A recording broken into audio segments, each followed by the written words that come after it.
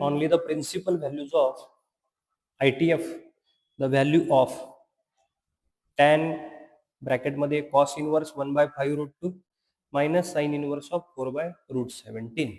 Same pattern आहे. परत तुम्हाला या व्हॅल्यूला अल्फा कन्सिडर करावं लागेल, या व्हॅल्यूला बीटा कन्सिडर करावं लागेल.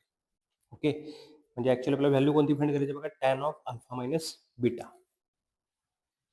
तर कॉस अल्फाची व्हॅल्यू किती मिळेल बघा, 1/5√2 अँड साइन बीटाची व्हॅल्यू मिळेल 4/√17. Tan alpha minus beta value काढायसाठी आपल्याला टॅन अल्फा आणि टॅन बीटा याची गरज आहे.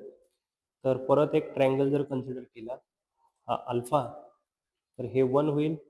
ही व्हॅल्यू किती राहणार बघा, 5√2. पायथागोरस थेरम जर लावला आहे, 25 इंटू 2 49, सॉरी हे 50 होईल, -1 49 होईल, त्याचं स्क्वेअर रूट तुमचं 7 येईल. आणि इथे जर बघितलं तर हा अँगल बीटा कन्सिडर करूया.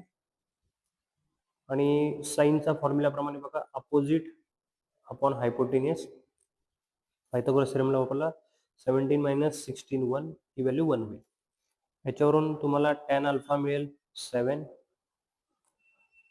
टॅन बीटा मिळेल 4, आणि tan of alpha minus beta value find करायसाठी tan alpha minus tan beta upon 1 plus tan alpha tan beta formula use करूया. टॅन अल्फाची value 7, tan beta value 4 upon 1 plus 7 into 4, that is 3/1 + 28. Answer किती आलं बघा, 3/29. Option number C is correct.